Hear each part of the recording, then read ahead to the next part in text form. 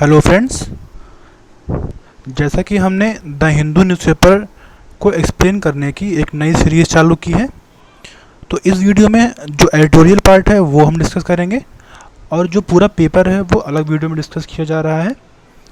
तो editorial discuss करने से पहले जो कुछ इम्पोर्टेंट पॉइंट है पहले वो जान लीजिए आप। तो इस वीडियो में इस एडिटोरियल पार्ट में वही एडिटोरियल डिस्कस किए जाएंगे जो यूपीएससी के पर्सपेक्टिव से इंपॉर्टेंट होंगे, मतलब जो आपके प्रीलिम्स में और मेंस में आपको बेनिफिट हो दे, वही वो आर्टिकल डिस्कस करेंगे हम लोग। तो आइए आज का जो द हिंदू का आर्टिकल है वो डिस्कस करना प्रारंभ करते हैं। तो आज मुख्यतः 5 इम्पॉर्टेंट आर्टिकल्स हैं, जिसमें से 3 को हम डिटेल में डिस्कस करेंगे और जो 2 आर्टिकल हैं उसके जो महत्वपूर्ण पॉइंट हैं जो कि बहुत इंपॉर्टेंट नहीं है उसको हम लोग जानेंगे। तो आइए पहला आर्टिकल डिस्कस करते हैं। तो जो पहला आर्टिकल है दोस्तों, ये आर्टिकल गल्फ़ कंट्री, जो आपके गल्फ़ कॉपरेशन काउंसिल कंट्रीज़ हैं, वहाँ में जो इंडियन वर्कर्स फंसे हुए हैं, जो वर्कर्स हैं वहाँ पे इंडिया के फंसे हुए हैं और जो आना चाहते हैं उनके बारे में बताया जा रहा है। तो इस आर्टिकल को डिस्कस करने से पहले हम जान लें कि गल्फ़ कॉपरेशन काउंसिल क्या है। तो दोस्तों, ये एक तरीके का राजनीतिक और आर्थिक समूह है जो कि 1981 में इस्टेब्लिश किया गया था और उसमें 6 कंट्रीज़ हैं: Bahrain, Oman, Qatar, Kuwait, Saudi Arabia, UAE. तो अगर आप देखेंगे पर्शियन गल्फ़ के अराउंड ये 6 की 6 कंट्रीज़ हैं, जिसमें से इराक, सिर्फ इराक नहीं है, बाकी सारी कंट्रीज इसमें आप देख सकते हैं। ठीक है, तो आइए डिस्कस करते हैं। तो दोस्तों, जो वहाँ पे वर्कर्स हैं इंडिया के, वो मुख्यतः उसमें 50% आपके अनस्किल्ड हैं, 30% सेमी स्किल्ड हैं और 20% जो हैं वो आपके स्किल्ड हैं। और जो कि इंडिया के फॉरेन एक्सचेंज का जो रेमिटेंस पार्ट होता है, मतलब जो वहाँ पैसे भेजते हैं और इसमें भेजते हैं, वो पार्ट वो 40% कंट्रीब्यूट करते हैं इंडियन इकॉनमी में। तो जैसा कि जानते हैं, कोविड-19 पूरे विश्व में फैला हुआ है और जो इससे प्रमुख इकोनॉमिक एक्टिविटीज़ हैं वो सभी बंद हो चुकी हैं, जो हमारी इंडस्ट्रीज़ हैं वो बंद हो चुकी हैं। तो जो वर्कर्स हैं उसमें वो जॉबलेस हो गए हैं, तो वहाँ फंसे हुए हैं। वो अलग अलग कंडीशन में उनकी कुछ जो मतलब कंडीशन में हैं, जो सबसिस्टेंस वेज पे जी रहे हैं, मतलब थे, तो वो क्या बोलते हैं, काफ़ी उनको झेलना पड़ रहा है। और जो उनकी भी वो भी काफ़ी परेशान होंगे वहाँ पे। और जो अलग अलग टर्मिनल में जो विदाउट डॉक्यूमेंट के वहाँ फंसे हुए हैं, दुबई में, अबू धाबी में, दोहा में, वो भी वहाँ पे फंसे हुए हैं, उनकी भी। तो अभी क्या बोलते हैं, जो यूएई गवर्नमेंट ने कहा है कि जो भी कंट्रीज़ हैं और जो यहाँ पे हैं, जो वहाँ पे इमिग्रेंट्स हैं और जो जाना चाहते हैं वहाँ पे अपनी कंट्रीज़ में, मतलब इंडिया में, तो अगर जो भी कंट्रीज़ कोऑपरेट नहीं कर रही हैं उनको ले जाने में, उनसे भविष्य में उनके जो रिलेशनशिप है उसको रिव्यू करेंगे। तो इनडायरेक्टली वो वार्निंग ही दे रहे हैं। तो इंडिया में पूरे स्टेट में, हर स्टेट से वहाँ पे लोग हैं जो जीसीसी कंट्रीज़ हैं, लेकिन जो आपके सदर्न स्टेट हैं, केरल हो गया, कर्नाटका, आंध्र प्रदेश, तो वहाँ के लोग ज़्यादा हैं। यूपी के भी हैं, बिहार हैं और पंजाब के भी हैं।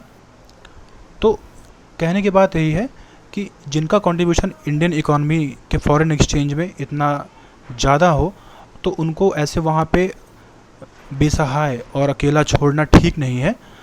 तो ये आर्टिकल पूरा उसी के बारे में डिस्कस किया गया है। तो आइए दोस्तों दूसरा आर्टिकल डिस्कस करते हैं। दूसरा आर्टिकल इसमें बताया गया है कि टेलीमेडिसिन, जो कोविड-19 अभी है फैला हुआ है, इसमें टेलीमेडिसिन का कितना रोल क्या है और इसको कैसे इंडिया इस्तेमाल कर सकता है। तो इस आर्टिकल का जो टॉपिक है वो आप देख सकते हैं, वर्चुअल रियलिटी। तो दोस्तों, ये प्रीलिम्स के 2019 में ये पूछा गया था, वर्चुअल रियलिटी। तो वर्चुअल रियलिटी क्या है ये हम लोग दोस्तों जान लेते हैं। दोस्तों, वर्चुअल रियलिटी मतलब होता है कि मतलब कि रियलिटी के बिल्कुल पास, सिंपल भाषा में रियलिटी के बिल्कुल पास। आप मार्केट में गए होंगे, देखे होंगे, ऐसा आता नहीं है वी आर आता करके। तो वो जिसमें फ़ोन को अंदर रखते हैं और जो वीडियोस देखते हैं, जो आप देखते हैं तो ऐसा लगता है कि सब आपके आसपास ही हो रहा है, 3D में, 4D में, अलग अलग डिमेंशंस में उसको दिखाते हैं। बस वो इनका उनका मतलब एक ही मोटिव होता है कि जो भी चीज़ें हैं डिजिटल माध्यम से वो बिल्कुल आपको रियल लगें। तो ये आपका दोस्तों वर्चुअल रियलिटी का कॉन्सेप्ट है। तो इस आर्टिकल में ये डिस्कस किया गया है कि ये बताया गया है, शुरुआत की गई है कि जो जो टेक्नोलॉजी है, टेक्नोलॉजी का बहुत ही इंपॉर्टेंट रोल है, और ख़ासकर आज के पर्सपेक्टिव में, जब कोविड-19 के पर्सपेक्टिव में, जैसा कि हमने देखा है कि वीडियो कॉन्फ्रेंसिंग हो गया, या फिर आपका वैक्सीन हो गया, या फिर मेडिसिन का हो गया, या फिर जो एप्लीकेशन नए नए बन रहे हैं जिससे जो पेशेंट हैं या फिर जो बाहर के ट्रैवलर्स आए हैं उनको ट्रेस करने के लिए एप्लीकेशन बने हुए हैं, जिसमें मुख्यतः अभी आरोग्य सेतु एप्लीकेशन है। तो ये टेक्नोलॉजी का ही रोल है जिससे ये सब पॉसिबल हो पाया है। तो जिसमें प्रमुखता अभी टेलीमेडिसिन का रोल जो है अभी उजागर हुआ है। तो दोस्तों टेलीमेडिसिन के बारे में जान लेते हैं कि टेलीमेडिसिन क्या होता है। दोस्तों टेलीमेडिसिन मतलब कि मान लीजिए जो रिमोट एरियाज़ में हैं, जो अलग अलग जो दूर दराज में, जहाँ पे हॉस्पिटल्स नहीं है, जहाँ पे रोड अच्छी नहीं है, जहाँ का टेरेन अच्छा नहीं है, वहाँ पे जो मान लीजिए जो दिल्ली में डॉक्टर बैठा हुआ है, वो अलग अलग मीडियम से, मतलब ईमेल से, वीडियोस से, या स्मार्टफोन से, या फ़ोन से, अलग अलग आईटी टूल से अगर उनको प्रेस्क्राइब कर दे, मान लीजिए वो बता दें कि कोई पेशेंट है, उनको बुखार हुआ है, बता दें कि ये मेरे सिम्टम्स हैं, तो डॉक्टर उनको प्रेस्क्राइब कर देंगे, तो वहाँ पे वो मेडिसिन ले लेंगे। तो इससे ये होगा कि उनको अच्छा प्रिस्क्रिप्शन मिल जाएगा, जो डॉक्टर्स हैं उनकी अच्छी सलाह मिल जाएगी। तो टेलीमेडिसिन का कॉन्सेप्ट यही है कि जो एक जो दूसरे, मतलब कि मान लीजिए विदेश, मतलब जो विदेशों से भी डॉक्टर्स हैं उनकी भी सलाह मिल जाए। तो कुल मिला के टेलीमेडिसिन का कॉन्सेप्ट यही है कि जो दूर दराज लोग हैं उनको एक बेस्ट प्रेस्क्रिप्शन मिले थ्रू आईटी टूल्स। ठीक है, तो ये आपका टेलीमेडिसिन का कॉन्सेप्ट है। और ये दोस्तों ये कॉन्सेप्ट जो है ये नया कोई कॉन्सेप्ट नहीं है। इंडिया में सन 2000 में ये जो है एम्प्लॉय किया गया था फर्स्ट टाइम, लेकिन कोई इसमें लेजिस्लेटिव लॉ या एक्ट नहीं बना। तो ये ग्राउंड लेवल पे इसका बहुत ही ज़्यादा यूज़ अभी नहीं हुआ है, लेकिन फिर भी इसको पायलट मोड पे जो है अलग अलग सेक्टर में, अलग अलग जगहों पे इसको लागू किया गया है, जिसमें आपका साइकेट्री है, मतलब कि ऑप्थेल्मोलॉजी, मतलब जो आपका आँख का होता है वो है। तो उसमें ये काफ़ी सक्सेसफुल हुआ है। तो आज के पर्सपेक्टिव में अगर हम बात करें कि टेलीमेडिसिन का क्या एडवांटेज है, तो जैसा कि हम जानते हैं कि कोविड-19 में सोशल डिस्टेंसिंग का बहुत ही ज़्यादा महत्वपूर्ण है, क्योंकि जान रहे हैं कि ये कितना, इसका ये जो डिजीज़ है बहुत ही कॉन्टेजियस है और बहुत तेज़ी से फैल रहा है। तो इसमें सोशल डिस्टेंसिंग का है, और आपने न्यूज़ में देखा होगा कि जो कई डॉक्टर्स हैं और जो अलग अलग मेडिकल प्रैक्टिशनर्स हैं और जो नर्सेज हैं वो भी पॉजिटिव केसेस पाए गए हैं उनके कांटेक्ट में आने के बाद। तो टेलीमेडिसिन का रोल बहुत ही इंपॉर्टेंट हो गया है यहाँ पे। अगर मतलब बिना कॉन्टैक्ट से अगर उनको मेडिसिन का प्रेस्क्रिप्शन दे दिया जाए, तो वो मेडिसिन मतलब वहाँ पे आएंगे नहीं, और उनको जो नहीं है, जो भी जिनको जो कोविड-19 नहीं हुआ है, उनको चाहे जा सकता है टेलीमेडिसिन से। और भी आपने केसेस देखे होंगे कि लोग जो है डिप्रेशन में चले जा रहे हैं, मेंटल प्रॉब्लम हो रहा है लोगों को, और डोमेस्टिक वायलेंस भी बढ़ रहा है। तो जो साइकेट्रिस्ट हैं आपके, वो भी टेलीमेडिसिन के थ्रू जो है उनको गाइड कर सकते हैं, उनको जो है उनका एक सेशन हो सकता है, जिससे कि जो लोग प्रभावित हैं इससे, जिनको जॉब लॉस हुआ है, जिनको काफ़ी लॉस, मेंटल लॉस हुआ है, तो उनको गाइड किया जा सके। तो इसमें टेलीमेडिसिन का बहुत बड़ा योगदान है। तो लेकिन दोस्तों इसके चैलेंजेस भी हैं। चैलेंज क्या है कि जैसे आप जान रहे हैं कि जो अगर जो दूर दराज के लोग हैं, जो आपके नॉर्थ ईस्ट यहाँ पे बहुत गांव में हैं, अगर मान लीजिए वहाँ पे इंटरनेट ही नहीं है, या फिर मान लीजिए टावर ही नहीं लगा हुआ है टेलीफोन का, तो फिर कैसे वो एक्सेस करेंगे। तो जो मुख्यतः जो मेन चीज़ जो आपका जो एक टर्म यूज़ होता है डिजिटल डिवाइड, अगर पहले उसको दूर करें तभी टेलीमेडिसिन जो है कारगर साबित होगा।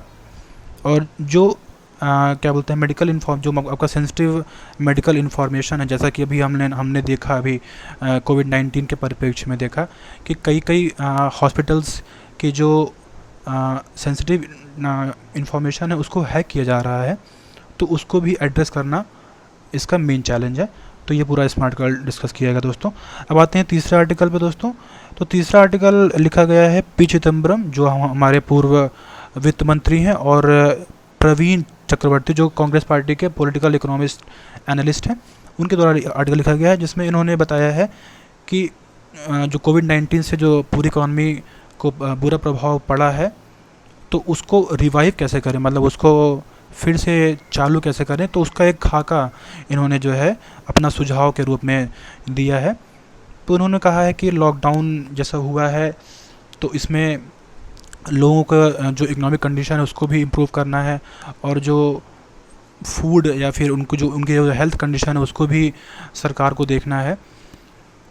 तो उसी पे चलते इन्होंने कुछ सुझाव दिए हैं, जिसमें पहला सुझाव है कि जो इकोनॉमिक क्राइसिस है अभी, उसका जो स्केल है, मतलब उसका जो फैलाव है वो कितना है, उसको डायग्नोस किया जाए पहला।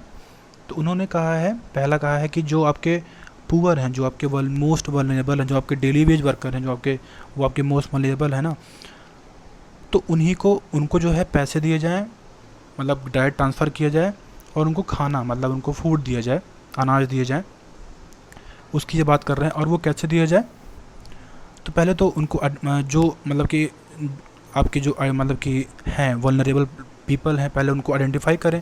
और वो कैसे करें, वो आपका जो ये PMJY है, आधार कार्ड है, और मनरेगा है, जनधन अकाउंट है, उससे इन्होंने कहा है कि उसको पहले आइडेंटिफाई करें। और तो जिसमें इन्होंने कहा है कि 13 करोड़ लोग हैं जो कि बहुत ही ज़्यादा वल्नरेबल हैं, उनके अकाउंट में 5,000 पर फैमिली डायरेक्ट कैश को ट्रांसफ़र करें। और जो कि आपका टोटल कॉस्ट इसका आएगा 65,000 करोड़। और अगर सिचुएशन और ज़्यादा प्रिकेरियस होती है और ज़्यादा प्रॉब्लमेटिक होती है आगे, अगर ये केसेस बढ़ते हैं, तो मई के मंथ में 3,000 पर फैमिलीज़ और डायरेक्ट कैश ट्रांसफ़र किए जाएँ, और इसका कॉस्ट आएगा 39,000 करोड़ रुपीज़। और जो फूड का इशू है, ये तो आपका हुआ इकोनॉमिक मनी का इशू, मनी का डायरेक्ट ट्रांसफ़र।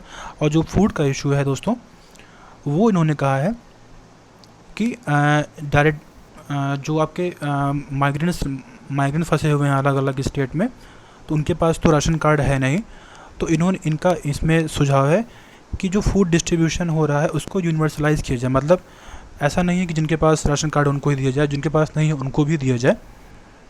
फ्री ग्रेन जो है बांटने की बात ये कर रहे हैं। और दूसरा इन्होंने सुझाव दिया है कि जो मनरेगा वर्कर्स हैं, जो अभी अप्रैल 15 की गाइडलाइन है, अभी सरकार ने अप्रैल 15 को एक गाइडलाइन जारी किया था, और उसमें बताया था कि जो मनरेगा वर्कर हैं उसको 20 अप्रैल के बाद जो है विद सोशल डिस्टेंसिंग जो है चालू किया जाएगा। लेकिन अगर मान लीजिए कुछ भी रीज़न से चालू नहीं हो पाता है, मान लीजिए केसेस बढ़ते हैं, तो 10 डेज़ का जो वेजेस है हर मंथ मनरेगा वर्कर को जो है डायरेक्टली ट्रांसफ़र कर दिए जाएँ, जिससे जो उनका जो इकोनॉमिक प्रॉब्लम है वो थोड़ा सा कम हो जाए। और फिर अगला इन्होंने जो है सुझाव दिया है कि जो कमर्शियल एक्टिविटीज़ हैं उसको रिज्यूम किया जाए विद सोशल डिस्टेंसिंग मेंटेन करके। और मतलब कि जो आपके हॉटस्पॉट एरियाज़ हैं और जो कंटेनमेंट एरियाज़ हैं उसको अलग करके, और जो आपके जहाँ पे केसेस बहुत कम है वहाँ पे इकोनॉमिक एक्टिविटीज़ को कैरी फॉरवर्ड किया जाए। और फिर उसके बाद उन्होंने जो कहा है कि जब ये खुलेगा, मीन्स May 3 पे जब ये खुलेगा, तो गवर्नमेंट एक गाइडलाइन जारी कर सकती है जिसमें जो इकोनॉमिक एक्टिविटीज़ हैं वो सारी एक्सपैंड की जाएँ, कुछ एक्सेप्शंस को छोड़ के, जिसमें आपका स्मॉल शॉप्स हो गया, और जो आपके सेल्फ एम्प्लॉयड पर्सन्स हैं उनकी शॉप्स को खोले जाएं, जिससे जो उनकी प्रॉब्लम्स थोड़ा सा कम हो। और एक नई गाइडलाइन जारी की जाए जिसमें क्या बोलते हैं एग्रीकल्चर एक्टिविटीज़ को जो है चालू किया जाए। और जैसा कि हम जानते हैं कि हार्वेस्ट सीज़न है, तो उनको चालू करना बहुत ही आवश्यक है, तो उसको खोलने की ये बात कर रहे हैं। लेकिन उसको खोलने के बाद मान लीजिए आप मीन्स एग्रीकल्चर एक्टिविटीज़ को चालू कर दें, तो जो उसके लिए लेबर चाहिए ना, तो जो आपका जो पब्लिक ट्रांसपोर्ट है उसको खोलना पड़ेगा। उसको खोलने के लिए भी ये सुझाव दे रहे हैं कि पब्लिक ट्रांसपोर्ट को ओपन करें और जो भी उसमें एंटर करें उनका टेम्परेचर चेक किया जाए और सोशल डिस्टेंसिंग को भी मेंटेन किया जाए। और ये भी किया जाए कि एक बस में जो नंबर्स हों उसको रिड्यूस, मतलब कि मान लीजिए एक सीट है उस पर 3 लोगों का बैठने का है तो उसमें 2 ही लोग, 5 लोगों का बैठने का तो उसमें 2 ही लोगों को बैठने दिया जाए, ताकि एक प्रॉपर सोशल डिस्टेंसिंग को मेंटेन करें। और ये बस में ट्रेन में दोनों में मेंटेन करें। और जो फ्रीक्वेंसी ऑफ बस और ट्रेन है उसको क्या बोलते हैं, बढ़ाया जाए। और तीसरा ये उसके बाद नेक्स्ट इन्होंने जो है सुझाव दिया है कि जो कैपिटल है, जो वर्किंग कैपिटल है वो क्या बोलते हैं सरकार उसको जो है दे। और वो कैसे दे, जो आपका जो स्मॉल मीडियम एंटरप्राइजेज हैं उसकी बात कर रहे हैं ये। मतलब जैसे जो आरबीआई ने अभी जारी किया है कि जो स्मॉल मीडियम एंटरप्राइजेज हैं उनको मोरेटोरियम दिया जाएगा, मतलब कुछ मंथ के लिए उनको जो है जो उनका लोन है वो ना दें। मतलब जैसे मान लीजिए हर मंथ देना तो वो इस 2 मंथ ना दें। तो ये आरबीआई ने गाइडलाइन जारी किया है। इनका सुझाव है कि मान लीजिए कुछ भी और होता है तो 3 मंथ के लिए उसको और बढ़ाया जाए। और फिर नेक्स्ट सलाह ये देते हैं कि जो आपके फॉर्मल सेक्टर हैं उसको कैसे टैप करें, मतलब उसको कैसे ये मतलब वो करें। तो उसके लिए जो इन्होंने कहा है कि जो यूएस का जो पे चेक प्रोटेक्शन प्रोग्राम है, मतलब कि इसमें बताया है कि इन्होंने कहा है कि ये आइडिया कैसे है कि जो मतलब कि काम कर रहे हैं आपके फॉर्मल सेक्टर में उनको जो है कंपनी से मतलब कि गवर्नमेंट रिक्वेस्ट करे और कि उनको ना निकाला जाए। और वो कैसे किया जाए कि जो वो आपका ईपीएफओ है, ईपीएफओ का है तो उसमें उसके डेटा सेट से इन्होंने ये बताया कि जो 40 मिलियंस एम्प्लॉयज़ हैं जो कि 15,000 से पर मंथ कम सैलरी अर्न करते हैं, तो वो मोस्ट वल्नरेबल हैं। तो गवर्नमेंट को जो है उनको क्या बोलते हैं फंडिंग दी जाए 1 या 2 महीने के लिए। और इसको जो है ईपीएफओ मतलब कि और उनको और कौन कौन हैं जो उनको किया जाए, वो जो ईपीएफओ और जीएसटी डेटाबेस है उससे उनको आइडेंटिफाई करने के बाद गवर्नमेंट को इन लोगों को जो है देना चाहिए। आरबीआई और फिर अगला इन्होंने क्या कहा है कि आरबीआई को जो है जो मैन्युफैक्चरिंग मतलब है सेक्टर है और जो टूरिज़्म सेक्टर है उसमें जो कैपिटल है उसको अवेलेबल करवाएं बैंकों के थ्रू। और एक्सटर्नल सेक्टर को जो है क्या बोलते हैं कंटिन्यू करें। अब वो कैसे करें, एक्सपोर्ट इंसेंटिव देके, भविष्य में भी देके इंसेंटिव। उसके बाद इन्होंने सुझाव दिया है जो फिस्कल स्टिमुलस मेजर्स लिए जाएं डिमांड और सप्लाई साइड दोनों पे। मतलब कि जैसे जो आरबीआई ने मतलब कि जो जैसे कि उन्होंने मोरेटोरियम दिया है, कुछ अलग अलग इंसेंटिव दिए, मतलब कि जो लेवरेज दिया हुआ है और जो लोन फॉरगिवनेस मतलब लोन माफ़ी कर दें और रेगुलेटरी फॉरबियरेंस क्या होता है दोस्तों, मतलब कि जिसमें मान लीजिए कोई भी कंपनी है उसका कैपिटल फुली डिप्लीट कर गया है, कर दिया गया है, तो वो फिर भी उसको बैंकों के द्वारा उसको जो है जारी रखें। अब दोस्तों आप देखते हैं कि ये कह रहे हैं ये सब पूरा करने के लिए सरकार को तकरीबन 5 से 6 लाख करोड़ जो है आएगा। और तो ये कैसे फुलफिल कैसे दिया जाएगा, तो इन्होंने कहा कि सेंट्रल और स्टेट गवर्नमेंट का जो टोटल एक्सपेंडिचर है बजट का 2020-21 का वो 70 लाख करोड़ है, सेंटर स्टेट का दोनों का, ठीक है। और सेंटर का अलोन का जो कैपिटल एक्सपेंडिचर है, जैसा कि हम जानते हैं कि जो बजट होता है उसका रेवेन्यू एक्सपेंडिचर होता है और कैपिटल एक्सपेंडिचर होता है। जो रेवेन्यू एक्सपेंडिचर होता है दोस्तों वो सैलरीज, वेजेस, इंटरेस्ट पेमेंट का उसमें होता है, पार्ट होता है। और जो कैपिटल एक्सपेंडिचर होता है वो आपका दोस्तों रोड, ट्रांसपोर्ट, हॉस्पिटल्स बनाना, स्कूल्स बनाना, इन सब वो पार्ट इसमें आता है। तो अभी इनका सुझाव है कि उन सभी जो कैपिटल एक्सपेंडिचर हैं उनको डेफर किया जाए और उसको इधर ट्रांसफ़र किया जाए, इधर जो भी इन्होंने सुझाव दिए हैं उसमें। और जो अलग अलग वेस्टफुल एक्सपेंडिचर हैं उसको इन्होंने मेंशन नहीं किया है, उसमें भी सेविंग की जाए। वहाँ से ये पैसा ले सकते हैं, सरकार ले सकती है। और सेंटर को जो है क्या बोलते हैं, मनी को बोरो करना चाहिए without crowding out private investment. Crowding out मतलब होता है कि जो मतलब सरकार इतना पैसा ना ले कि जो प्राइवेट के पास, मीन्स प्राइवेट जो सेक्टर हैं उनके लिए पैसे ही ना बचे। मतलब सरकार को इतना अमाउंट में पैसे लें कि जो प्राइवेट सेक्टर है उनके लिए भी पैसे बचे, ताकि भविष्य में जो भविष्य में जो इकोनॉमिक एक्टिविटीज़ हों उसको रिज्यूम किया जाए। और लास्ट में इन्होंने कहा है कि एडिशनल डेफिसिट को मोनेटाइज करने के, जो डेफिसिट ये सब करने से जो डेफिसिट आएगा सरकार के बजट में, उसको एडिशनल प्रिंटिंग मनी, मतलब कि मनी को मिस आरबीआई के द्वारा मनी को प्रिंट किया जाए और इकॉनमी में पुश किया जाए, जिससे जो भी चीज़ें हैं, जो हमारा डेफिसिट है वो कंट्रोल में रहे। इनका ये सुझाव है। ये पूरा आर्टिकल डिस्कस किया गया। अब आते हैं चौथे आर्टिकल में। चौथा आर्टिकल उतना इंपॉर्टेंट नहीं है दोस्तों।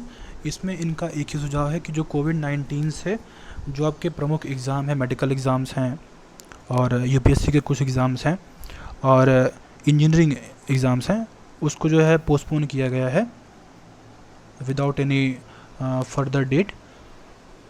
तो उसमें इन्होंने सुझाव दिया, मेनली इंजीनियरिंग जो एग्ज़ाम है उसमें इन्होंने सुझाव दिया है कि जो जेई मेंस होता है और जेई एडवांस होता है, हमको सबको पता है आईआईटी में दाखिला लेने के लिए। तो जो जेई मेंस, जो जेई एडवांस है, जो मेंस पहला फेज़ होता है और जेई एडवांस आपका दूसरा फेज़ होता है। तो इनका कहना है कि जो जेई एडवांस है उसको इस बार ना कराया जाए और जेई मेंस के मेरिट पे बच्चों को जो है एडमिशन दिए जाएं। तो इससे ये लाभ होगा कि जो मतलब कि बच्चे हैं उन पे प्रेशर नहीं आएगा, क्योंकि जो इंटर के एग्ज़ाम है वो भी जो नहीं हुए हैं।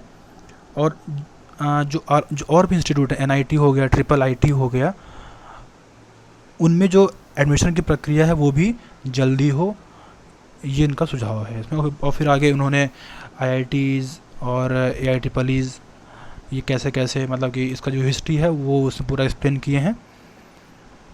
तो ये हमारे एग्ज़ाम के पर्सपेक्टिव से उतना इम्पॉर्टेंट नहीं है। अब आते हैं दोस्तों आखिरी आर्टिकल, जो हमारा एविएशन इंडस्ट्री के बारे में है। तो इसमें इन्होंने कहा है कि इसमें ये दो लोगों ने इसमें सुझाव दिए हैं अपने, कि जो एविएशन इंडस्ट्री है वो पैंडेमिक के बाद क्या रिकवर कर पाएगी या नहीं कर पाएगी। तो दो लोगों ने कहा है कि इसमें मोहन रंगनाथन है जो रिटायर्ड एयरलाइन इंस्ट्रक्टर हैं, और जितेंद्र भार्गव ये फॉर्मर एयरलाइन एग्जीक्यूटिव डायरेक्टर हैं और एविएशन एक्सपर्ट भी। इन्होंने इनका इसमें जो प्रमुख पॉइंट है, इन्होंने ये कहा है कि जो हमारी एविएशन इंडस्ट्रीज़ हैं जो उसमें मुख्य हैं, उन्होंने कहा कि जो मतलब कि ऐसा नहीं है जो उसमें वर्कर हैं वही प्रभावित होंगे, लेकिन जो मशीन्स हैं वो भी, मतलब जो आपकी हैं वो भी प्रभावित होंगे। कैसे? इन्होंने कहा कि जो मान लीजिए 650 प्लेन्स हैं हमारे उसमें एविएशन इंडस्ट्री, मान लीजिए उन्होंने का एग्जांपल दिया, तो जो 50% हैं वो लीज़ पे ली हुई गई हैं, तो उनका तो पेमेंट करना पड़ेगा ना। तो जो वर्कर्स हैं उनका पेमेंट और जो उसका लीज़ पे लिए हुए हैं उसका पेमेंट करना पड़ेगा। तो इससे काफ़ी कॉस्ट इनका आएगा एविएशन इंडस्ट्री पे, उसको भी बियर करना पड़ेगा। और कहा है कि जब ये लॉकडाउन खुलेगा तो जो सोशल डिस्टेंसिंग मेंटेन करने का है, अगर हम मान लेते हैं कि एक प्लेन में 100 लोग जा रहे हैं, अगर सोशल डिस्टेंसिंग मेंटेन करेंगे तो 50 लोग जाएंगे। तो लेकिन क्या वो 50 लोगों को ले जाना एक फ़्लाइट, मतलब अगर एक फ़्लाइट दिल्ली से मुंबई जा रही है तो क्या वो फिजिबल होगा या नहीं होगा? क्योंकि अगर 100 पैसेंजर्स को ले जा रहे हैं तभी तो वो पूरा कॉस्ट जो आएगी उसको बियर कर सकते हैं। अगर वो 50 लोग ले जाएंगे तो जो उनका ट्रैवलिंग चार्ज है वो उसका इक्वेट नहीं हो पाएगा। तो ये इशू बता रहे हैं इसमें। और इन्होंने कहा है कि अगर क्या बोलते हैं, जो एविएशन इंडस्ट्री है उसको रिकवर करना है, तो जैसा कि जानते हैं कि जो डीजीसीए है वो पूरा कंट्रोल करता है एविएशन इंडस्ट्री को, जो उसमें मुख्य है आपके ब्यूरोक्रेट्स होते हैं जो कि एक्सपर्ट नहीं होते हैं एविएशन इंडस्ट्री के। तो इनका कहना है कि जो प्राइवेट प्लेयर्स हैं उनको प्लेटफॉर्म पे लाया जाए, उनसे सलाह ली जाए और सही सुझाव उनसे जो है मिल सकते हैं। और इन्होंने जो है एविएशन टरबाइन फ्यूल को जीएसटी में लाने की बात की है गवर्नमेंट द्वारा। तो ये पूरा इस आर्टिकल में ये मुख्य पॉइंट थे दोस्तों। लास्ट आर्टिकल है दोस्तों, ये उतने इम्पोर्टेंट नहीं है। ये अशोक देसाई, जिनकी मृत्यु अभी 13 अप्रैल को ही, जो हमारे पूर्व अटॉर्नी जनरल थे और सॉलिसिटर जनरल थे 90s के दशक में। तो दोस्तों हमारे लिए बस यही इंपॉर्टेंट है कि अटॉर्नी जनरल क्या होता है और सॉलिसिटर जनरल क्या होता है। तो जो अटॉर्नी जनरल होता है वो हमारे इंडियन कॉन्स्टिट्यूशन में मेंशन है आर्टिकल 76 में, जो प्रेसिडेंट के द्वारा अपॉइंट किया जाता है। और ये गवर्नमेंट के क्या बोलते हैं, एडवोकेट हो तरीके से होते हैं, मतलब आप कह सकते हैं गवर्नमेंट के लॉयर होते हैं। जितने भी लीगल इश्यूज़ होते हैं वो यही जो है देखते हैं। और जो आपके सॉलिसिटर जनरल होते हैं उनका मेंशन आर्टिकल में नहीं है। ये जो अटॉर्नी जनरल होते हैं उनके सबॉर्डिनेट होते हैं ये, और इसके अलग अलग क्या बोलते हैं एडिशनल सॉलिसिटर जनरल भी होते हैं। तो ये आज आज आज हमने यही डिस्कस किया दोस्तों।